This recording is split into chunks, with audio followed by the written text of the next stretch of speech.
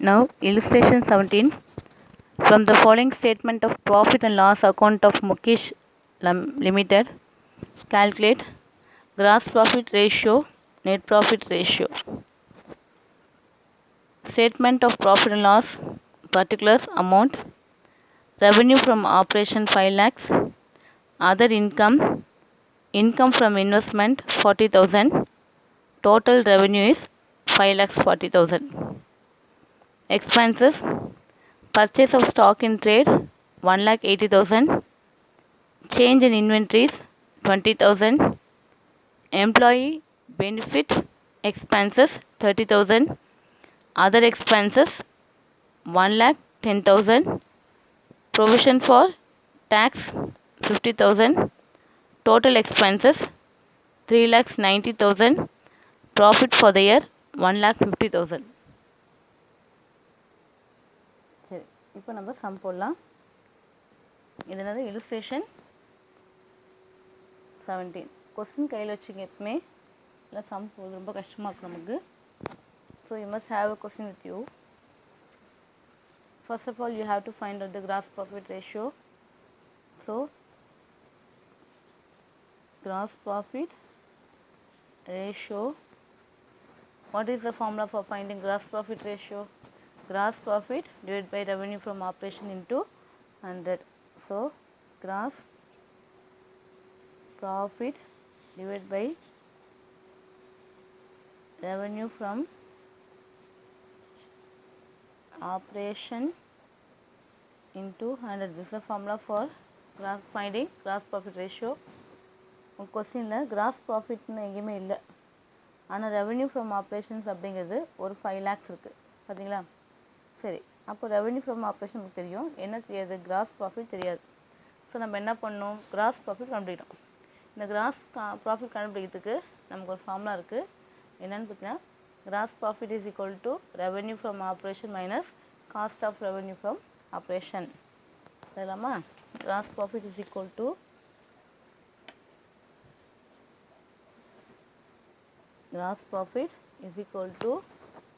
revenue from operation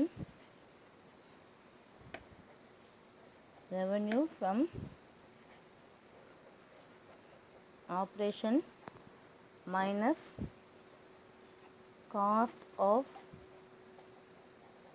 revenue from operation. சரி, நம்ம என்ன சொன்ன மாதிரி தான், ரெவென்யூ ஃப்ரம் ஆப்ரேஷன் அப்படிங்கிறது வருமானம், காஸ்ட் ஆஃப் ரெவென்யூங்கிறது செலவு. ஸோ வரவுலேருந்து நம்ம செலவு மைனஸ் பண்ணால் நமக்கு வருது லாபம் இல்லையா. ஸோ இந்த சம்மில் பார்த்திங்கன்னா cost of revenue from operation அப்படிங்கிறது தனியாக இல்லை, ஆனால் என்ன கொடுத்துருக்காங்க, எக்ஸ்பென்சஸ் கொடுத்துருக்காங்க. ஓகே, அப்போ cost of revenue from operation அப்படிங்கிறத நம்ம கண்டுபிடிக்கலாம். எப்படி கண்டுபிடிக்கலாம், purchase of stock in trade plus change in inventories. ஓகேவா, அப்போது purchase of stock in trade plus change in inventories நம்ம என்ன படித்தோம், ப்ளஸ் டைரக்ட் எக்ஸ்பென்சஸ் படித்தோம். ஆனால் இந்த கொஸ்டினில் டைரக்ட் எக்ஸ்பென்சஸ் சொல்லி எதுவுமே கொடுக்கல, பர்ச்சேசஸ் கொடுத்துருக்காங்க, சேஞ்ச் இன் இன்வென்ட்ரிஸ் கொடுத்துருக்காங்க. அப்போ நம்ம என்ன பண்ணலாம், அதை மட்டும் நம்ம இங்கே எடுத்துக்கலாம். So cost of revenue from operation அப்படிங்கிறது இங்கே பாருங்கள். So cost of revenue from operation அப்படிங்கிறது என்னென்னு பார்த்தீங்கன்னா, is equal to cost of revenue from operation is equal to பர்ச்சேசஸ்னாலும் ஒன்று தான், பர்ச்சேஸ் ஆஃப் ஸ்டாக் இன் ட்ரேட்னாலும் ஒன்று தான். Purchase of stock in trade plus change in inventories,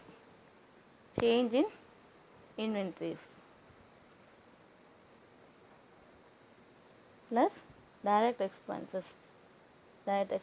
இங்கே டைரக்ட் எக்ஸ்பென்ஸ் பற்றி சொல்லவே இல்லை. ஸோ அப்போ நம்ம என்ன பண்ணோன்னா, டைரக்ட் எக்ஸ்பென்ஸ் பற்றி நம்ம எழுத வேண்டாம். ஓகேவா, அப்போ இங்கே பார்த்தீங்கன்னா பர்ச்சேஸ் ஸ்டாக் அப்படிங்கிற கொஸ்டினில் பாருங்கள் 1,80,000 இருக்கா. சரி, அந்த 1,80,000 போட்டுக்கங்க. அது மாதிரி சேஞ்ச் இன் இன்வென்ட்ரிஸ் அப்படிங்கிறது 20,000 இருக்குது. ஸோ நம்ம அதையும் ஆட் பண்ணிக்கிறோம். ஆட் பண்ணால் நமக்கு ருப்பீஸ் என்ன வருது, 2 lakhs வருது. இது என்னது, cost of revenue from operation. இப்போ இந்த ஃபார்முலா நம்ம யூஸ் பண்ணலாம், எது கிராஸ் ப்ராஃபிட்டில் ஃபார்முலா, அதை நான் யூஸ் பண்ணுங்க. ஜிபி இஸ் ஈக்குவல் டு ஷார்ட்டாக இருக்கேன் GP is equal to revenue from operations அப்படிங்கிறது 5 lakhs. 5 lakhs. இது என்னது cost of revenue from operation பண்ண மைனஸ் பண்ணும் இல்லையா. ஸோ நான் இங்கே என்ன பண்ணுறேன், மைனஸ் பண்ணுறேன். Cost of revenue from operation அப்படிங்கிறது 2 lakhs. 5 lakhsல 2 lakhs போயிடுச்சு அப்படின்னா மிச்சம் இருக்கிறது ருபீஸ் 3 lakhs. ஓகேவா. சரி, இப்போ நான் ஜிபி கண்டுபிடிச்சிட்டேன். இந்த ஜிபி நான் என்ன பண்ணுறேன், மேலே அப்ளை பண்ணுறேன். So cross profit ratio is equal to gross profit அப்படிங்கிறது 3 lakhs. ரெவன்யூ ஃப்ரம் ஆப்ரேஷன்ஸ் அப்படிங்கிறது 5 lakhs into 100 is the formula. இந்த ஃபார்முலா அப்ளை பண்ணும்போது நமக்கு என்ன வரும் அப்படின்னு பார்த்தீங்கன்னா, இங்கே பாருங்கள், நமக்கு பார்த்தீங்கன்னா ஒரு 60% வரும். நீங்கள் அடிச்சு பாருங்கள், உங்களுக்கு இன்டர்வியூ பண்ணி பாருங்கள் என்ன வருது. இது 6 times, ஸோ 60. ஓகேவா.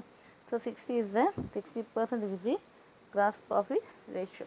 சரி, இதுக்கு அப்போ என்ன கேட்டிருக்காங்க, find out the calculate the net profit ratio.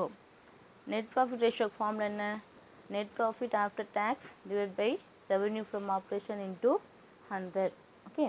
சரி, இங்கே பாருங்கள்,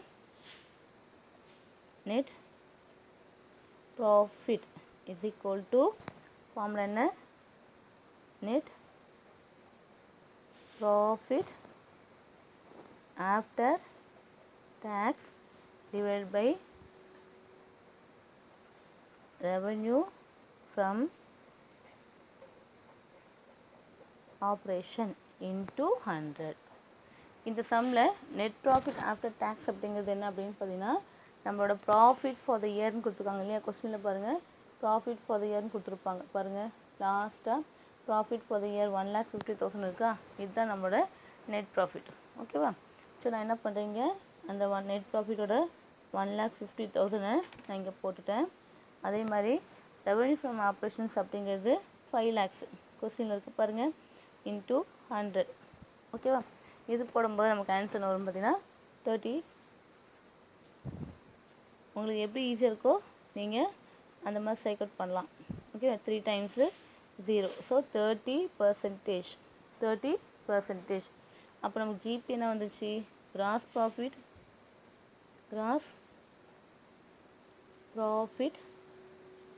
ratio net profit ratio. Cross profit ratio 60% வந்திருக்கு. நம்ம நெட் ப்ராஃபிட் ரேஷியோ 30% நமக்கு வந்திருக்கு. ஓகேவா. இவ்வளோதான் சம். இந்த சம் பார்த்திங்கன்னா ரொம்ப ரொம்ப ஈஸி. நம்ம பார்க்க தான் ரொம்ப பெருசாக போடுற மாதிரி இருக்குது. இந்த ஃபார்முலாஸ்க்கு ரொம்ப ஈஸியான ஃபார்முலாஸ் தான். ஜஸ்ட் ஒரு அண்டர்ஸ்டாண்ட் பண்ணால் போதுங்க. பாருங்கள், கிராஸ் ப்ராஃபிட்டாக இருந்தால் கிராஸ் ப்ராஃபிட், ஓகேவா. நெட் ப்ராஃபிட்டாக இருந்தால் நெட் ப்ராஃபிட் ஆஃப்டர் டேக்ஸ். இப்போ கிராஸ் ப்ராஃபிட்டாக இருந்துச்சு அப்படின்னா ரெவன்யூ ஃப்ரம் ஆப்ரேஷன் தான் நம்ம பார்ப்போம். எதை கம்பேர் பண்ணுறோம், கிராஸ் ப்ராஃபிட்டையும் ரெவன்யூ ஃப்ரம் ஆப்ரேஷனையும் நம்ம கம்பேர் பண்ணுறோம். ஸோ நம்ம என்ன பண்ணுறோம், gross profit divide by revenue from operation. Net profit ஆச்சுன்னா net profit divide by revenue from operation. அவ்வளோதான். இப்போ இதில் கிராஸ் ப்ராஃபிட் கொடுக்கல அப்படின்னா நம்ம என்ன கண்டுபிடிக்கலாம், கிராஸ் ப்ராஃபிட் கண்டுபிடிக்கலாம். அதுக்கு ஒன்றுமே இல்லை, நமக்கு தெரியும். ஒரு இன்கம்லேருந்து செலவு போச்சு அப்படின்னா வருமானம், செலவு எக்ஸ்பென்சஸ் போயிடுச்சு அப்படின்னா மிச்சம் லாபம். அதானே, income minus expenses is equal to profit. அவ்வளோதான். அப்போ ரெவன்யூ ஃப்ரம் ஆப்ரேஷன் அப்படிங்கிறது income, cost of revenue from operation அப்படிங்கிறது எக்ஸ்பென்சஸ். ஸோ இதுலேருந்து எக்ஸ்பென்சஸ் நம்ம மைனஸ் பண்ணும்போது அது நமக்கு ப்ராஃபிட், அது கிராஸ் ப்ராஃபிட். சரி, ரெவன்யூ ஃப்ரம் ஆப்ரேஷன் கொஸ்டினில் கொடுத்துருக்காங்க, cost of revenue from operation கொஸ்டினில் கொடுக்கல. சரியா. இப்போ cost of revenue from operation அர்த்தம் அந்த ரெவென்யூ, அதாவது தட் இஸ் சேல்ஸ் அப்படின்னு சொல்லலாம். ரெவென்யூ ஃப்ரம் ஆப்ரேஷன் அப்படிங்கிறது நம்ம சேல்ஸ்ன்னு சொல்லுவோம். ஓகேவா. அந்த சேல்ஸ் செய்யறதுக்கு அந்த செயல் செய்யறதுக்காக எவ்வளோ செலவாகுச்சு, that is cost of revenue from operation. என்ன சொல்லியிருக்கோம், பர்ச்சேஸ் பண்ணியிருப்போம், இல்லைனா இன்வென்ட்ரிஸில் பார்த்துருப்போம், இல்லை டைரக்ட் எக்ஸ்பென்ஸ் கொடுத்துருப்போம். ஸோ அது நம்ம மூணையும் ஆட் பண்ணால் நம்மளோட cost of inventory from operations கிடச்சிடும். அவ்வளோதான். ரொம்ப ரொம்ப ஈஸியான சம் இது. பார்க்க பெருசாக இருக்குதுன்னு சொல்லிட்டு சொல்லாதீங்க. ஜஸ்ட் 2 வேர்ட் சம் போட்டு பாருங்கள், நீங்கள் ஈஸியாக அண்டர்ஸ்டாண்ட் பண்ணிடலாம். ஓகே. Thank you students.